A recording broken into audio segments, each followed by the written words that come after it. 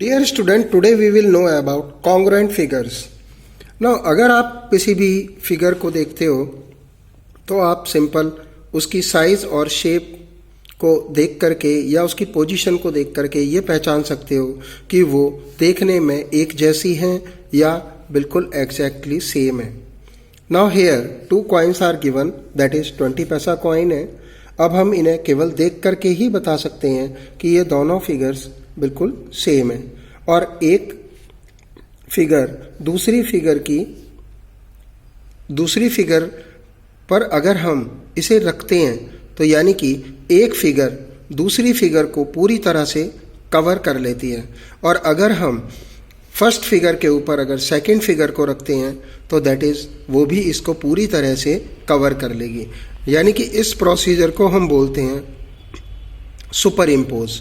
इसी तरह से अगर हम दो ब्लेड देखते हैं एक ही कंपनी के, तो यानी कि हमें दिखाई देता है कि अगर हम एक ब्लेड के ऊपर यानी कि दूसरे वाले ब्लेड को रखते हैं तो वो इसको पूरी तरह से कवर कर लेगा। और इसी तरह से अगर हम सेकंड ब्लेड के ऊपर फर्स्ट ब्लेड को रखते हैं तो वो भी इसे पूरी तरह से कवर कर लेगा। तो ऐसी दो फिगर्स जिनका कि एग्जैक्टली सेम शेप हो और उनका साइज भी एक हो तो उन्हें हम कॉन्ग्रुएंट फिगर्स कहते हैं। अब बारी आती है some types of congruent figures. Student, दो लाइन सेगमेंट यानी कि ए और बी, एक हमारा लाइन सेगमेंट है और दूसरा लाइन सेगमेंट सी और डी है। तो अगर ये दोनों लाइन सेगमेंट एक दूसरे को पूरी तरह से कवर कर लें तो इसका मतलब क्या होगा कि उनकी साइड्स की लेंथ सेम होगी। यानी कि उन दोनों लाइन सेगमेंट की लेंथ अगर सेम होगी तो दैट इज हम कह सकते हैं कि A B is congruent to C D. और कॉन्ग्रुएंट को हम लिखेंगे कैसे, यानी कि एक इक्वल का निशान और एक सिमिलर का निशान। स्टूडेंट, इस तरह से you can see here clearly, यहां पर एक साइन दिया हुआ है, ये लाइक दैट, सिमिलर मतलब मुड़ा हुआ लाइक दैट। ये जो साइन है हमारा ये सिमिलर का साइन है और ये इक्वल टू का निशान है।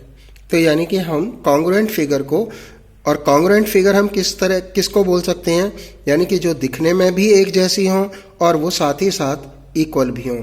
तो हम दोनों प्रॉपर्टीज को मिला करके कहते हैं कि फिगर्स आर कॉन्ग्रुएंट।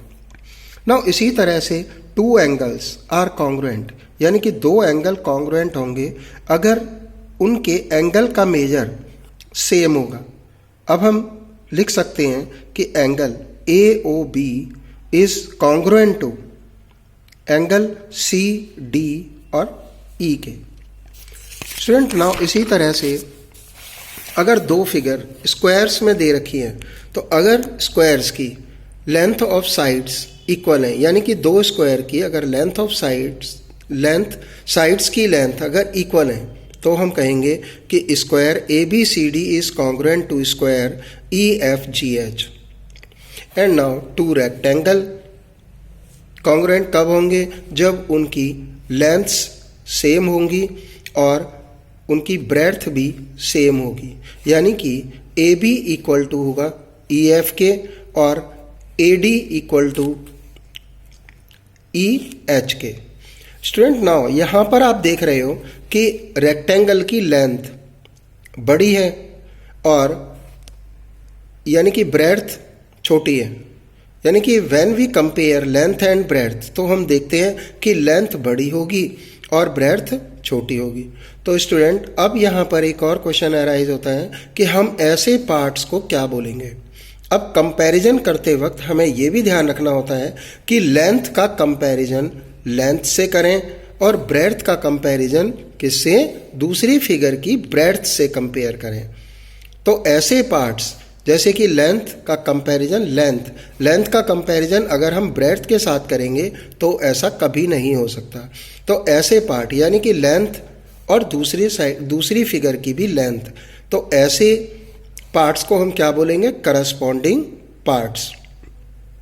अगर हम देखते हैं कि ए बी का करस्पॉन्डिंग पार्ट कौन सा है, ई एफ है। इसी तरह से ए डी का करस्पॉन्डिंग पार्ट कौन सा होगा, ई और H होगा। अब सिमिलरली बी सी का करस्पॉन्डिंग पार्ट कौन सा होगा? F और G एंड सो ऑन। अब हम बात करते हैं टू सर्कल्स की। अब दो सर्कल्स कॉन्ग्रुएंट कब होंगे?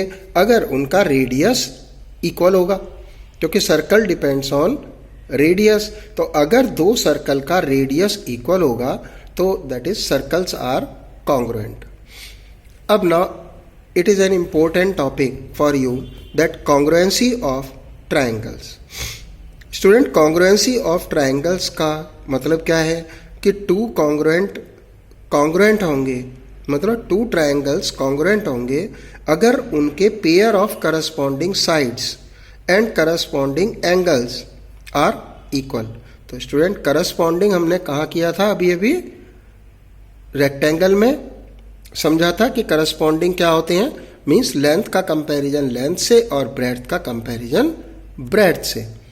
इसी तरह से ट्रायंगल में भी 3 साइड्स दी हुई होती हैं और 3 एंगल्स होते हैं। तो यानी कि करस्पॉन्डिंग अगर हम पार्ट्स देखते हैं तो जैसे इस फिगर में दिखाया हुआ है, दैट इज यहाँ पर 2 ट्रायंगल हैं ABC and triangle DEF। Now in this figure AB का करस्पॉन्डिंग पार्ट DE है। तो स्टूडेंट, इसको किस तरह से शो किया हुआ है करस्पॉन्डिंग पार्ट्स को? यानी कि एक सिंगल लाइन लगा करके हम डिनोट कर सकते हैं कि AB का करस्पॉन्डिंग पार्ट DE है। साथ ही साथ BC का करस्पॉन्डिंग पार्ट EF है, क्योंकि यहाँ पर 2 लाइन से रिप्रेजेंट किया हुआ है, यानी कि BC is equal to EF। तो that is BC and EF are corresponding parts. Similarly AC का करस्पॉन्डिंग पार्ट होगा D और F। तो स्टूडेंट, नाउ अब ट्रायंगल्स में अगर हम लिखते हैं कि triangle ABC is congruent to triangle DEF। अब ये दोनों ट्रायंगल कॉन्ग्रुएंट कब होंगे? जब उनकी करस्पॉन्डिंग साइड्स इक्वल होंगी और उनके करस्पॉन्डिंग एंगल्स भी इक्वल होंगे। अब क्वेश्चन अराइज होता है कि भाई हम कैसे पहचानेंगे कि इनके करस्पॉन्डिंग पार्ट्स कौन से हैं? तो यानी कि जब हम लिखते हैं, कॉन्ग्रुएंसी लिखते समय हमें ये ध्यान रखना पड़ता है कि जैसे फर्स्ट 2 लेटर से जो भी साइड बनती है, दूसरे वाले ट्रायंगल की फर्स्ट 2 साइड से फर्स्ट 2 लेटर से जो भी साइड बनेगी वो इक्वल होनी चाहिए। तो यानी कि अगर AB इक्वल टू है DE के, तो दैट इज ये यानी कि इक्वल हुआ करस्पॉन्डिंग, तो AB की करस्पॉन्डिंग साइड DE हुई। इसी तरह से BC इक्वल होनी चाहिए EF के, और CA यानी कि एक लेटर छोड़ करके थर्ड साइड होगी CA, तो CA किसके इक्वल होनी चाहिए?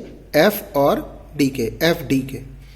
अब अगर करस्पॉन्डिंग एंगल फाइंड करेंगे तो हम देखते हैं कि एंगल A का करस्पॉन्डिंग पार्ट एंगल D और एंगल B का करस्पॉन्डिंग पार्ट हुआ angle E and angle C का करस्पॉन्डिंग पार्ट हुआ angle F। Like that you can recognise them. अब student, now angle A is equal to angle D, ये तो आपने देख ही लिया। नाउ क्योंकि अब यहाँ पर हमने ट्रायंगल को कॉन्ग्रुएंट करने के लिए 6 पार्ट्स आपको बताए हैं, तो 6 पार्ट्स का मतलब ये है कि हम या तो इन ऑल 6 पार्ट्स को इक्वल शो करें, अदरवाइज तो कोई भी मीन्स 3 कंडीशन लेकर के भी हम किसी ट्रायंगल को कॉन्ग्रुएंट कर सकते हैं। For example we will see here, अब ट्रायंगल की कॉन्ग्रुएंसी कंडीशन कौन कौन सी होंगी, यानी कि अब हम देखते हैं यहां पर एक फर्स्ट कॉन्ग्रुएंसी कंडीशन है कि 2 ट्रायंगल्स आर कॉन्ग्रुएंट, यानी कि 2 ट्रायंगल कॉन्ग्रुएंट होंगे if the 3 sides of 1 triangle are respectively equal to the 3 sides of the other triangle. Student, यहां पर एक वर्ड है रेस्पेक्टिवली। अब रेस्पेक्टिवली का मतलब क्या है कि फर्स्ट पार्ट का करस्पॉन्डिंग पार्ट दूसरे ट्रायंगल के फर्स्ट पार्ट के से कंपेयर होगा और सेकंड पार्ट ट्रायंगल के सेकंड पार्ट से कंपेयर होगा। तो दैट इज, इसको हम क्या बोलते हैं कि रेस्पेक्टिवली, यानी कि अगर हम कोई भी तीन चीज़ एक साथ देते हैं और फिर दूसरे ट्रायंगल की थ्री थिंग्स या थ्री मेजरमेंट्स दोबारा दे देते हैं, तो यानी कि फर्स्ट ट्रायंगल का फर्स्ट पार्ट सेकंड ट्रायंगल के फर्स्ट पार्ट से कंपेयर होगा, सेकंड पार्ट दूसरे ट्रायंगल के सेकंड पार्ट से कंपेयर होगा, लाइक दैट। तो इसे हम बोलते हैं रेस्पेक्टिवली। तो स्टूडेंट, आई होप दैट कि आप अच्छी तरह से समझ चुके होंगे कि एसएसएस कॉन्ग्रुएंसी कंडीशन क्या है, कि अगर दो ट्रायंगल की साइड्स रेस्पेक्टिव साइड्स अगर इक्वल होंगी तो वो ट्रायंगल कॉन्ग्रुएंट होंगे। स्टूडेंट, कॉन्ग्रुएंसी लिखते वक्त हमें ये ध्यान रखना होता है कि जैसे यहाँ पर एक ट्रायंगल दे रखा है ABC और दूसरा ट्रायंगल दे रखा है PQR। अब यहाँ पर गिवन ट्रायंगल में AB साइड किस साइड के इक्वल है? PQ के, और BC किसके इक्वल है? QR के, और CA किसके इक्वल है? RP के। तो स्टूडेंट, जब आप करस्पॉन्डिंग यानी कि जब आप कॉन्ग्रुएंसी लिखोगे दोनों ट्रायंगल्स की, तो हम क्या करेंगे कि हम एक ट्रायंगल में जिस तरह से मूव करेंगे उसी तरह से हमें दूसरे ट्रायंगल में भी मूव करना होगा। फॉर एग्जाम्पल, अगर हम ट्रायंगल लेते हैं, फर्स्ट ट्रायंगल में अगर हम लिखते हैं ABC, तो हमें ट्रायंगल कौन सा लेना पड़ेगा? यानी कि यहाँ पर हमने मूव किया फर्स्ट साइड से लेकर के, यानी कि जिस साइड पे 1 मार्क है वहाँ से हमने शुरू किया, और सेकंड साइड यानी कि जिसको कि हमने 2 लाइन से मार्क किया हुआ है। तो दैट इज ट्रायंगल हमने लिया ABC, यानी कि फर्स्ट लाइन से 2 लाइनों की तरफ मूव किया। तो हम दूसरे ट्रायंगल में भी सिंगल लाइन से, मतलब जिसके ऊपर हमने सिंगल लाइन से मार्क किया हुआ है, उससे लेकर के हम सेकंड वाले की तरफ मूव करेंगे। तो यानी कि हमें ट्रायंगल कैसे लिखना पड़ेगा? PQ और R। सिमिलरली अगर हम फर्स्ट वाले ट्रायंगल को लेते हैं BCA, तो हमने कैसे मूव किया? यानी कि डबल साइड वाला, डबल मार्क वाली साइड और फिर ट्रिपल मार्क वाली साइड। तो इसमें भी हमें ऐसे ही मूव करना पड़ेगा, यानी कि QRP। तो स्टूडेंट, अल्टीमेटली अगर हम ट्रायंगल लेते हैं ABC, तो वो किसके कॉन्ग्रुएंट होगा? PQR के। बट अगर हम ट्रायंगल लेते हैं फर्स्ट वाले को BCA, तो हमें ट्रायंगल लेना पड़ेगा QRP। अगर सिमिलरली हम थर्ड वाला लेते हैं, यानी कि इस ट्रायंगल को अगर हम ऐसे लेते हैं CA और B, तो हमें इसमें कैसे लेना पड़ेगा? RPQ। अगर आप इसको किसी और तरीके से लिखते हो तो वो गलत होगा, क्योंकि फिर कॉन्ग्रुएंसी लिखते वक्त आपके करस्पॉन्डिंग पार्ट्स इक्वल नहीं हो पाएंगे। ना अब हम बात करते हैं सेकंड, यानी कि केस सेकंड की, कि अगर एक ट्रायंगल की 2 साइड्स और उनके बीच का इंक्लूडेड एंगल, यानी कि अगर 2 ट्रायंगल्स में 2 कॉन्जिक्यूटिव साइड, कॉन्जिक्यूटिव मतलब एक के बाद एक आने वाली साइड्स, तो यानी कि AB और BC कॉन्जिक्यूटिव साइड्स हैं। अगर दूसरे ट्रायंगल में भी, यानी कि 2 कॉन्जिक्यूटिव साइड्स हों और उनके बीच का एंगल वो अगर इक्वल है, तो हम क्या कहेंगे कि ट्रायंगल्स आर कॉन्ग्रुएंट। तो सेकंड केस में हमारी ये कौन सी कॉन्ग्रुएंसी कंडीशन बनी? ये हमारी कॉन्ग्रुएंसी कंडीशन बनी side angle side. And now in third case, ये ऐसे कि अगर किसी ट्रायंगल के 2 एंगल, यानी कि 2 एंगल और उनके बीच की इंक्लूडेड साइड, दूसरे ट्रायंगल के 2 एंगल और उनके बीच की इंक्लूडेड साइड के अगर इक्वल हैं, तो ये दोनों ट्रायंगल कॉन्ग्रुएंट होंगे। और प्रॉपर्टी कौन सी कहलाएगी? Angle side angle. और लिखने का तरीका वही है, यानी कि अगर हम इस तरह से लिखते हैं इस ट्रायंगल को ABC, तो हमें किस तरह से लिखना पड़ेगा दूसरे ट्रायंगल में? यानी कि C हमारा है 40 डिग्री, तो ये हमने सबसे लास्ट में लिया, तो हम इसमें कैसे लेंगे? PQR। देखो R पे 40 आ रहा है और इधर ABC में C पे 40 आ रहा है। तो इस तरह से, यानी कि अब नाउ बारी आती है केस 4 की। तो स्टूडेंट, अगर 2 ट्रायंगल, यानी कि अगर 2 राइट ट्रायंगल है, 90 डिग्री का एक एंगल होगा दोनों में।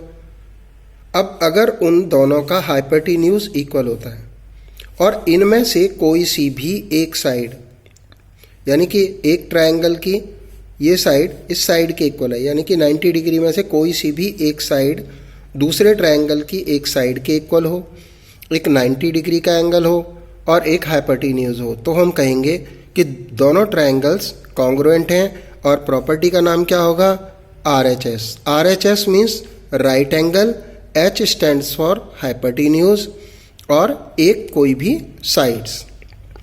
तो स्टूडेंट ये थी हमारी कॉन्ग्रुएंसी कंडीशंस, यानी कि दो ट्रायंगल्स को कॉन्ग्रुएंट करने के स्टेप्स यानी कि केसेस। तो student listen video and write these congruency conditions and learn them.